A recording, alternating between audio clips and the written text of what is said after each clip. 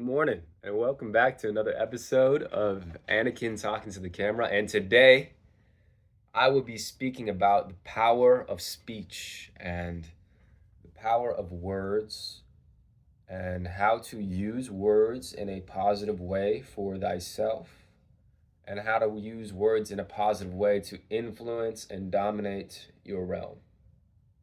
And let's get into it. So words are very, very interesting because words are language that interprets thought form that I receive from the aether or from just consciousness, just being, having consciousness. And so thought forms are delivered to my mind, and I interpret those thought forms in my language, which is English. Okay, so English is the language which I interpret the thought or interpret the meaning which I know to be true to myself. And the only reason I use words is to A, communicate to my physical body, B, communicate to the universe, and C, communicate to others in the universe or other entities in the universe. So I think that communication and language can be used and actually is more important to use on yourself than it is to use with others. I believe that uh, you can telepathically communicate with others in a way that will allow them to understand what you want, understand how you want it done, and understand when you want it done. You can telepathically communicate all of that information using your body language, using your presence, your aura, your vibrational frequency, and all that stuff. You're going to attract your aura, basically, what energy you're giving off.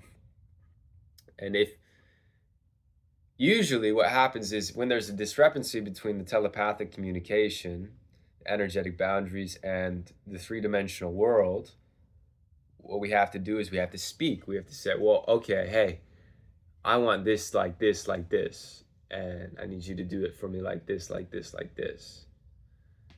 And so, because that's what communication does, it connects the two worlds together. It basically says, okay, well, here's here's the thought forms that I'm receiving. I'm gonna give them to you here. What are the thought forms you're receiving? You give them to me here. We put them together, and then now we know what the overall idea is. Anyways, talking with another person is valuable and it can produce communication in ways that help just regular everyday activities happen. Like, hey, can you take the trash out for me? Yes, I can take the trash out for you. Like, that's just everyday communication. And then also, when you're in a brainstorm, communication can help with, for me, it helps just when I'm bouncing ideas off of another person's thought forms and ideas because it gives me another objective viewpoint of the situation. Because I'm looking at it from this angle and they're looking at it from that angle. We're able to come together and see a more full picture. Communication, words. Okay. What I think is that when we talk to others, we are also talking to and conditioning our subconscious mind. And this is what Maxwell Maltz talks about in Psycho-Cybernetics. He talks about how each and every single one of us are communicating to ourselves when we talk to others.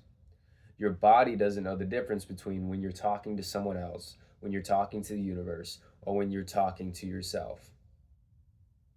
Your body doesn't know the difference.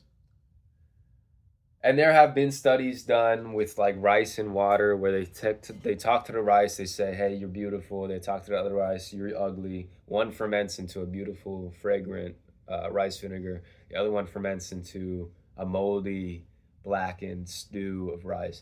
And so words do have power, and they have power at the molecular level.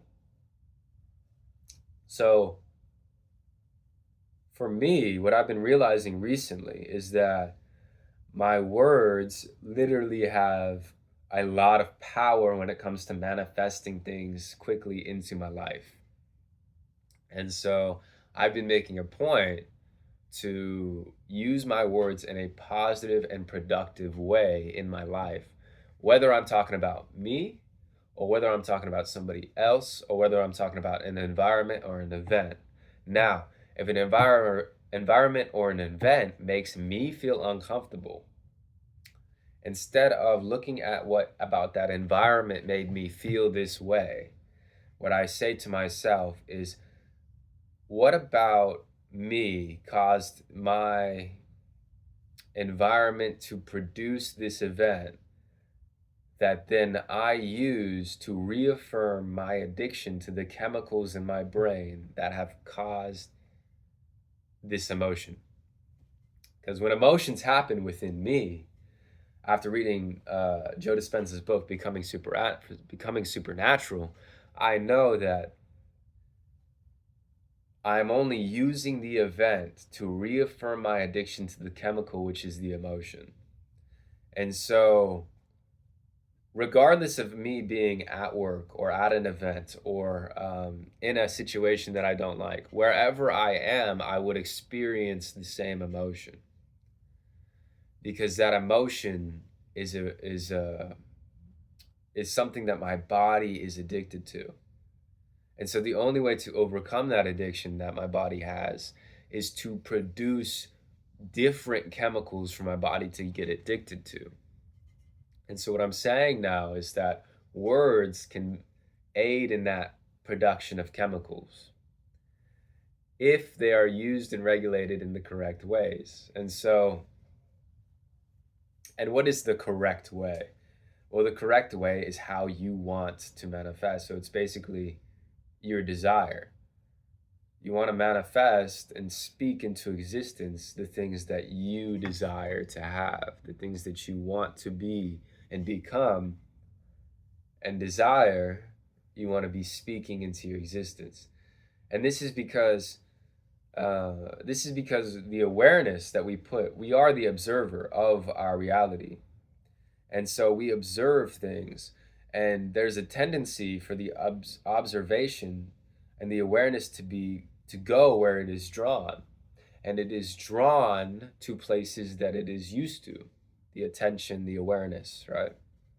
And so by placing the awareness on another aspect of the self and then using that aspect and that awareness to create a dialogue with the self, I believe quantum leaps and quantum changes can happen very quickly.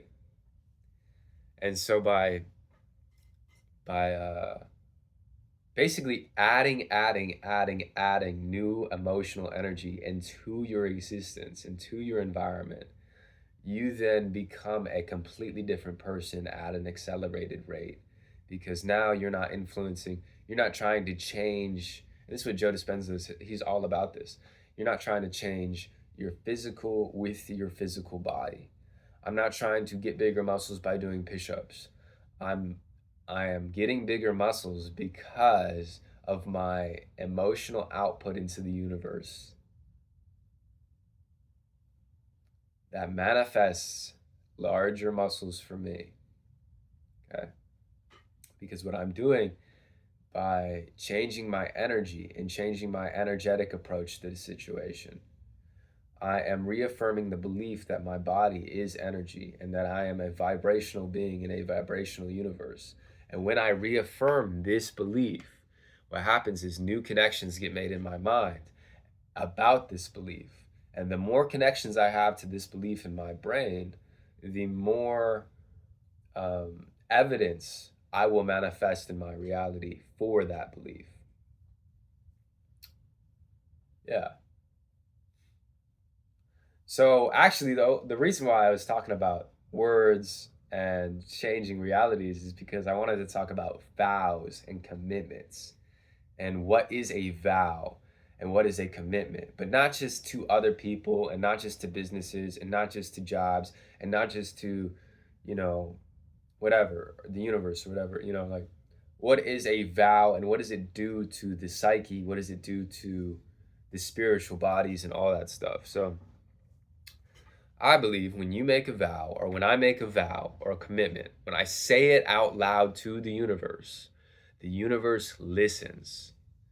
And um, so when you say something along the lines of, I will never eat marshmallows again, or another vow is, I will always enter through the gates of Dharma.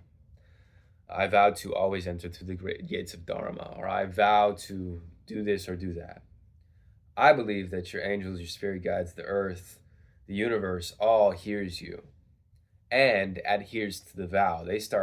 All the molecular structures of everything around you start to move and are moved by those words that you've stated. Now, it is important that when you make a vow to adhere to the vow, because now your molecular structure is different. So you've now attuned to a new reality. And when you go against the vow that you've made to yourself, you start to create distrust with yourself and with the universe and with your angels and all that stuff. And it starts to keep you stagnant in a stuck place. So if you're feeling like you're in a stuck place right now, it may be because you've made a vow, maybe a long time ago, maybe weeks ago, maybe days ago, maybe hours ago, and you're not sticking to it. And when you don't stick to a vow, and here's the thing, instead of like forcing yourself to stick to this commitment, if you don't want to commit to this thing, relinquish the vow. Because by relinquishing yourself of the vow, of the commitment, saying, I rebuke you to this vow, I am done with this vow, I no longer make this commitment to the universe. What happens is you get the energy back. You get that sacrificed energy back. Okay? Because when you make the vow, you're making a sacrifice of this thing. And the universe puts that thing under like basically it's like collateral. They're keeping this energy from you, and they're promising you, basically you've promised yourself essentially either a reward, a better life, a more fragrant emotional feeling, a more, whatever you vowed yourself. Because when we make vows, we make them for reasons. Like, I vow to do this, and if I commit to this every day, then this will happen, right? And the universe will grant you the thing that you vowed for. They will grant you the thing. It's just a matter of sticking to it and staying with the commitment that you made. And when you make commitments, it has to be a worthy commitment in your own belief system. You don't have to make a worthy commitment in anyone else's belief system. So like, if I commit a paperclip to this idea, and I really believe that paperclip is worthy of that idea, then I will receive the idea, so long as I give up the paperclip. But then again, if you want to take back that sacrificed energy from the universe that you've made the commitment to this thing, and if you want to take it back, relinquish the vow. Because what's going to happen is you're going to get to do that thing again with ease and with a more settled emotional energy, so that you can then figure out, okay, what's the next commitment I want to make? What's the next change I want to make? Because commitments and changes are really just you growing. They're really just you adding to your life and taking away from what's no longer serving you. Because once you get to a certain level, everything that's at your level is no longer going to serve you. You're going to need to find better, bigger and better things. And that's what life is. It's a constant continuation. It's a constant finding bigger and better and bigger and better, and breaking through these doors and breaking through more doors. And I got to the 7th heaven, let me get to the 8th. And I got to the 8th heaven, let me get to the 9th. And now, oh my gosh, the 9th heaven has been discovered. Let's get to the 10th and the 11th and the 1000th. And let's break through this door and this door and this door and this door. It's breaking through, breaking through, breaking through. That's all life is. It keeps on going. Keeps on going. It's very Patti Smith, reminiscent of Patti Smith. If you love punk rock and beautiful people and poems and beautiful stories, go look up Patti Smith. She's an amazing author. She wrote this book, Just Kids, and it is so inspiring. It is so inspiring. But yeah, that's what I've been learning. So yesterday I relinquished all my vows, and so today I'm in the process of creating new commitments and new vows, and new commitments and new vows. The reason why I like to make commitments to the universe is because one time I heard a story about Hercules. Okay, and we all know who Hercules, or sorry, not Hercules, Achilles. Achilles. So let's talk about Achilles, okay? Achilles is living with his family and his children, okay, his wife and his children. And he has to go fight the Trojan War. But in order to fight the Trojan War, he has to leave behind his family, okay? So he made a vow to the universe. He said, well, if I go fight this war, I want to be remembered in human history. That was like 2000, that was over 2,000 years ago. We still know who this guy is. We named a body part after him. Pretty amazing stuff. He made a commitment to the universe, and the universe fulfilled its end of the prophecy. That's giving me goosebumps right now. That's literally giving me goosebumps. Achilles made a commitment, a vow to the universe, fulfilled his end, and the universe has fulfilled its end of the prophecy. We still know who Achilles is. We've named a body part after the man. We know exactly what his story is. All because he made a commitment to the universe and he fulfilled his end. So it is a superpower to make commitments, but it is also a superpower and your your free will and right to end commitments that you've made.